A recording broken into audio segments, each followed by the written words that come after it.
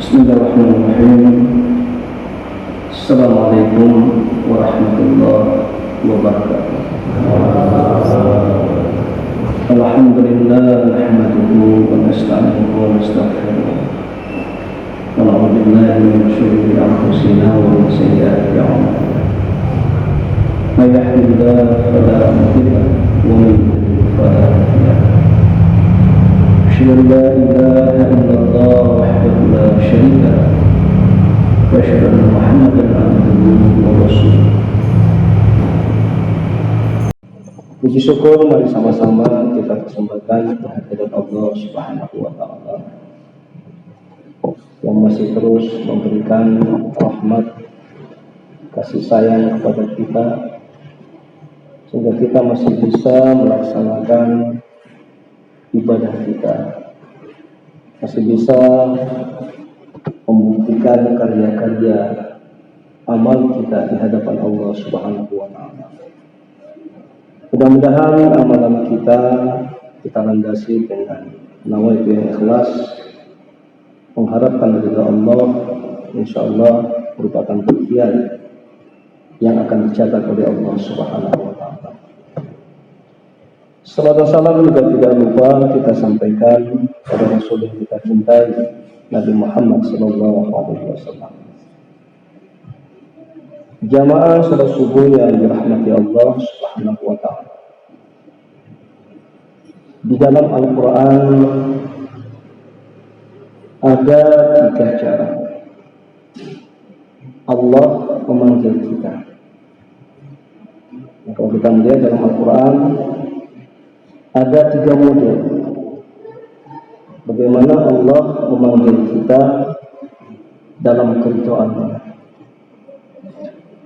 Cara yang pertama, Allah menggunakan bahasa ya ayyuhan nas, wahai manusia. Tetapi ayat ini, tentu panggilan ini masih dalam bentuk pemahaman secara umum. Bagaimana Islam, bagaimana Al-Quran. Jadi belum pada literatur untuk menetapkan bagaimana perintah-perintah. Kita bisa melihat di dalam beberapa ayat, misalnya dikatakan oleh Allah, ya ayyuhan nas, inna khalaqnakum min dzakarin wa unsa wa ja'alnakum syu'uban wa qabaila lita'arafu inna akramakum indallahi atqakum. Wahai manusia, sesungguhnya kamu diciptakan dari seorang laki-laki dan seorang perempuan, dan kemudian kamu hadir di muka bumi begitu banyak. Tujuannya adalah lita'arafu, saling bersilaturahmi, kenal mengenal. Tapi ingat kata Allah, inna akramakum indallahi atqakum. Sesungguhnya yang paling mulia di antara kamu adalah orang-orang yang bertakwa. Ini masih umum, jadi belum ada sebuah perintah. Kita lihat ayat lain yang bisa kita ambil dari ayat lain. Ya ayyuhan nas, qad ja'atkum mau'izatun min rabbikum wa shifaa'un lima fis sudur wa hudan wa rahmatun lil mu'minin. Wahai manusia, kata Allah, telah datang padamu pelajaran dari Tuhanmu, Al-Quran, yang bersumber sebagai apa? Sifat, ya, sebagai pengobat. Jadi ayat-ayat ya ayyuhan nas ini, panggilan ini masih bersifat memberikan pemahaman, gambaran kepada kita apa itu Islam. Ini yang pertama. Jadi cara Allah memanggil kita dengan menggunakan bahasa ya ayyuhan nas. Nah, panggilan yang kedua di dalam Al-Quran itu Allah menggunakan bahasa ya ayyuhallazina amanu. Jadi ini sudah pada literatur perintah. Nah, sudah pada bahasa perintah Allah katakan pada kita. Ya ayyuhallazina amanu kutiba 'alaikumus syiyam kama kutiba 'alal ladzina min qablikum la'allakum tattaqun. Wahai orang yang beriman, kata Allah, diwajibkan. Nah, ini sudah perintah. Ya, sudah perintah, diwajibkan atas kamu melakukan ibadah puasa sebagaimana telah kami wajibkan kepada orang-orang sebelum kamu. Bapak Ibu yang berbahagia, dalam bahasa pemahaman panggilan amal itu sudah pada pemahaman untuk memberikan sebuah perintah. Bagaimana kemudian cerminan iman di dalam ayat-ayat ini akan berdampak pada kehidupan kita. Jadi ketika kita nanti keluar dalam bulan suci Ramadan ini, cerminan keimanan kita akan semakin tinggi nilai-nilai kualitas yang akan kita lakukan. Sebagai contoh misalnya, bagaimana kita bisa memahami nilai ibadah puasa kita dengan segenap kekuatan-kekuatan. Ya, apa yang kita lakukan hari ini, maka dia akan tercermin pada saatnya. Jadi kalau di bulan-bulan sebelum puasa kita melaksanakan ibadah sholat, terkadang Senin Kamis berjamaah, tetapi lebih banyaknya di dalam rumah. Cerminan yang muncul apa? Ketika kita sudah melaksanakan ibadah puasa, merasa tidak enak badan kita. Ketika tidak kita berpuasa, ketika tidak melakukan ibadah berjamaah di dalam masjid 5 waktu. Di luar bulan Ramadan, kita hanya melakukan ibadah wajib. Tetapi ketika kita telah didoktrin, dididik oleh bulan puasa, kita merasa tidak enak badan kalau tidak kita ini dengan sholat-sholat sunat kita, sholat duha kita, sholat rawatib kita, sholat tahajud kita. Maka sebenarnya ini yang muncul di dalam cerminan keimanan yang akan muncul sebagaimana dipanggil oleh Allah di dalam Al-Quran. Bagaimana kita bisa membangun nilai-nilai kualitas sosial kita? Mungkin ini mohon maaf, kadang-kadang di zaman era kehidupan yang begitu industrialis, kemudian global yang begitu besar, nilai-nilai sosial itu sudah semakin terkikis. Ada nggak terpercik dalam diri kita ketika kita lewat dalam satu tempat, melihat ada kayu, melihat ada batu, melihat ada duri, untuk kemudian kita turun membersihkan, menyingkirkan sehingga bermanfaat bagi orang lain. Dari satu sisi ini adalah sosial yang sangat spill, tetapi itu sesungguhnya adalah merupakan cerminan dari keimanan kita. Ya, ketika kita telah mendapatkan sebuah pendidikan sebagaimana kita jalani di dalam bulan puasa. Alhamdulillah hari ini kita sudah melaksanakan ibadah puasa insya Allah yang ke-19, dan kalau saya tidak salah yang ke-19, dan kita masih ada tersisa waktu yang 12 atau 11 hari ke depan. Nah, bagaimana kita bisa melakukan evaluasi dalam kita melaksanakan ibadah puasa dari awal sampai akhir, sehingga kita bisa mendapatkan sebuah nilai yang kemudian akan menjadikan kita lebih baik, sehingga puasa kita ini bermakna. Puasa kita ini memberikan sebuah hasil. Bagaimana kita bisa mengevaluasi dari hari ke hari, dan kita menghitung, ya, kalau perlu kita membuat sebuah kalkulator. Ya, paling tidak seperti anak-anak sekolah, kita buat hari pertama saya beribadah ini, hari kedua ini, tapi bukan dalam bentuk bukan untuk dipaparkan di depan umum, tidak, tetapi menjadi catatan bagi kita. Apa yang kita lakukan, apa yang kita persembahkan, apa yang kita kuatkan, nilai-nilai kemampuan fisik kita dalam mewakafkan diri untuk beribadah kepada Allah Subhanahu wa Ta'ala, untuk meraih nilai keridhaan. Jadi ini panggilan, ya, cara Allah memanggil kita yang kedua. Yang pertama, ya ayuhan nas, yang kedua, ya ayyuhallazina amanu.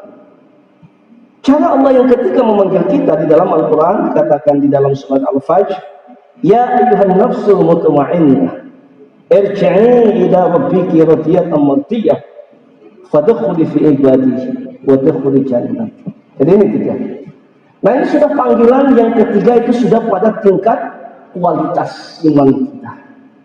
Setelah kita sukses membangun nilai-nilai keimanan kita, ketakwaan kita, maka saatnya Allah memanggil kita, ya ayyuhan nafsul mutmainnah, wahai jiwa-jiwa yang tenang, kembalilah kepada Tuhanmu dalam keadaan ridha dan ridha. Nah, siapa yang tidak menginginkan panggilan yang ketiga ini? Siapa yang tidak menginginkan panggilan yang ketiga ini? Cara Allah memanggil kita. Nah, ketika kita dipanggil oleh Allah dengan cara seperti ini, maka Allah begitu santun, ya, malaikat maut itu santun, ya, assalamualaikum wahai jiwa yang tenang, saatnya kamu dipanggil oleh Allah. Tapi bayangkan kalau terjadi tak mampu, kerja kita mencuci, kita tidak bisa bayangkan hadirnya malaikat itu seperti apa. Nah, mungkin langsung tangannya masuk ke kerongkongan kita, kemudian seperti menari kapal yang rusak di tengah laut. Nah, kita semua Bapak Ibu yang berbahagia ingin sekali dan kita berjuang, berusaha, berupaya secara maksimal. Bagaimana agar kita semua dipanggil oleh Allah dengan cara ayat ya ayyuhan nafsul mutmainnah irji'i ila rabbiki radiyatan mardiyah. Wahai jiwa yang tenang, kembalilah pada Tuhanmu dalam keadaan ridha dan ridha. Tetapi Bapak Ibu yang berbahagia, panggilan yang ketiga ini tidak semudah membalik telapak tangan. Kalau kita melakukan sebuah kesalahan, itu langsung dicatat. Salah. Kebaikan, betul, setelah kita niatkan dicatat. Tetapi kebaikan kita akan dicatat secara penuh ketika kita memahami seperti apa kita melaksanakan ibadah. Rasul mengatakan, "Sallu kama ra'aitumuni usalli." Salatlah kamu sebagaimana kamu melihat aku melaksanakan ibadah sholat. Tetapi ketika kita tidak berbackground dengan petunjuk-petunjuk yang dikatakan oleh Rasul, fahuwa raddu, maka seluruh amalan-amalan kita akan ditolak oleh Allah. Jadi jangan bayangkan ketika kita tiap hari datang untuk melaksanakan ibadah, semuanya sudah tercatat sebagai bagian amal ibadah. Ini juga menjadi sebuah catatan bagi kita. Maka sebenarnya di dalam beribadah ini tidak hanya kita melihat dari sisi kuantitatifnya, tidak melihat dari jumlah saja yang kita lakukan. Kita menyumbang, tetapi kita perlu melihat dari sisi kualitasnya. Bagaimana kualitasnya? Ketika kita menyumbang itu ada enggak niat kita ridha, mencari keridhaan Allah, atau barangkali kita ingin mendapatkan pujian dari orang. Kita paparkan biasa menyumbang 1 juta rupiah, dipaparkan, diumumkan. Bisa enggak kita memberikan bantuan tanpa dipahami dan dilihat orang? Tetapi kita memiliki sebuah semangat untuk mencari keridhaan Allah Subhanahu wa Ta'ala. Ini kualitas. Ini kualitas, bukan kuantitasnya, jumlah. Seperti apa kita menyumbang, seperti apa kita beramal. Jadi ini sebenarnya menjadi sesuatu yang sangat penting untuk meraih kalimat panggilan Allah yang ketiga, sehingga kita paham bahwa amal itu, mohon maaf, kadang-kadang orang mengatakan amal-amal itu kadang-kadang gratis. Kenapa masuk masjid gratis? Tapi yang jelek semuanya adalah mahal. Ya, minum mabuk mahal, bayar sampai jutaan per botol. Main sabu-sabu juga demikian. Tapi jangan dipahami bahwa amal untuk mencari keridhaan Allah itu juga gratis, tidak. Tetapi perlu semangat dan kemudian mengorbankan jiwa untuk bisa mencari keridhaan itu dalam bentuk kualitas.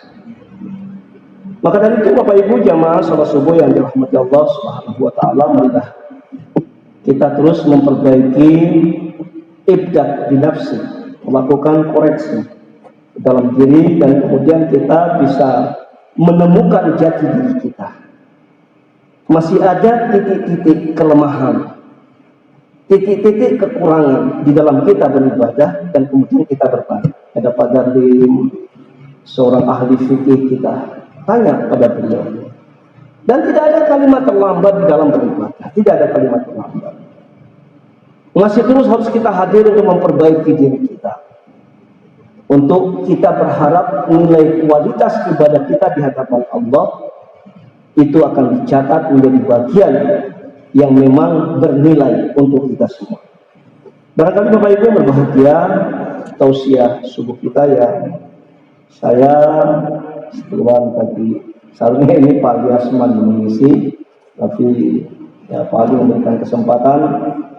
Alhamdulillah, kadang-kadang mencari waktu untuk menyesuaikan salat tarawih, salat subuh, karena memang saya baru kembali kemarin pagi dan siangnya langsung berangkat ke Lakubang melihat saudara-saudara kita yang mendapat musibah dan menyerahkan sebagian bantuan-bantuan dari kita.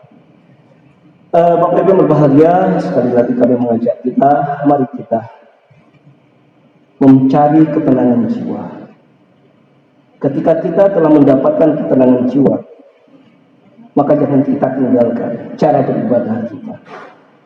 Banyak orang beribadah kepada Allah, tapi jiwanya belum tenang. Banyak orang yang menyumbang di mana-mana, tapi jiwanya belum tenang. Banyak orang yang rajin ke masjid, tapi jiwanya belum tenang. Banyak orang membaca Al-Quran, tapi jiwanya belum tenang. Dan itu merupakan rahasia yang sangat besar untuk kita semua. Ketika ketenangan jiwa itu telah kita raih, maka jangan tinggalkan. Jangan tinggalkan bahwa dia hidayah sudah mulai hadir. Hidayah itu sudah mulai hadir dalam jiwa kita. Allah itu sudah mulai hadir untuk menata sedikit-sedikit, untuk mulai mengoreksi, untuk bisa mengeluarkan percikan-percikan dalam diri kita. Karena bagaimanapun Bapak Ibu bahagia, untuk membangun nilai-nilai kejiwaan, ketenangan jiwa tidak semudah membalik telapak tangan. Orang banyak punya kekayaan besar, tapi sulit untuk naik haji dan umrah. Tapi tidak sedikit orang yang punya pekerjaan kecil tapi berkali-kali bisa melakukan haji dan umrah. Saya 2018 naik haji, ya, ketika saya kembali dari Arafah, kembali ke Mekah, kebetulan satu bus dengan jamaah dari Medan. Di samping saya ada salah satu ibu-ibu yang duduk satu bangku dengan saya. Lebih kurang umurnya 65-an lah, hampir 60 lebih. Saya tanya, "Ibu, sudah berapa kali ya haji?" "Baru 5 kali ya." "Baru 5 kali, ya Allah." "Apa kegiatan ibu di Medan?" "Nggak ada," katanya. "Ya, saya ngajar-ngajar ngaji, anak-anak." Ya Allah, ya Tuhan, ini luar biasa, ya luar biasa. Hanya dengan mengajar anak-anak ini saya merintik, ya Allah, itu besarlah kekuasaan Allah. Tapi ketika Allah, ya, telah mencatat niat setiap hambanya, maka Allah cari, wa may yattaqillaha yaj'al lahu makhraja. Allah cari jalan keluar. Berangkat terus. Ini sumber-sumber. Saya tanya, "Bapak apa kerjaan?" Nggak ada. Saya ya ikut-ikut saya. Jadi kalau kita melihat, memang banyak cerita, tidak sedikit orang jual kangkung, bengkel, tapi Allah mudahkan jalan keluar. Ada orang punya uang miliaran di dalam negeri, ya, tapi tidak bisa berangkat umrah dan haji. Kenapa? Karena ini belum dibersihkan. Dan ada orang yang sudah tercatat berangkat, tetapi ada saja cara Allah tidak berangkatkan. Luar biasa. Bagaimana cara Allah? Ya, bagaimana cara Allah menghadirkan dirinya, menghadirkan dia dalam jiwa kita untuk membangun sebuah ketenangan jiwa itu. Maka dari itu ya Bapak, ya jamaah yang berbahagia, beruntunglah kita yang terus membersihkan diri kita, mensucikan batin kita untuk mencari ketenangan jiwa. Maka ketika kita beribadah, sudah kita rasakan ketenangan jiwa, maka lakukan secara penting, lakukan secara menyeluruh. Kita tenang beribadah. Ketika kita berjamaah, lakukan, jangan tinggalkan jamaah itu. Insyaallah barangkali jamaah yang berbahagia dengan hadirnya bulan Ramadan yang hari ini membangunkan kita dalam didikan-didikan yang luar biasa. Mudah-mudahan kita akan keluar dan mendapatkan nilai-nilai ketakwaan sebagaimana dijanjikan oleh Allah di dalam Al-Quran.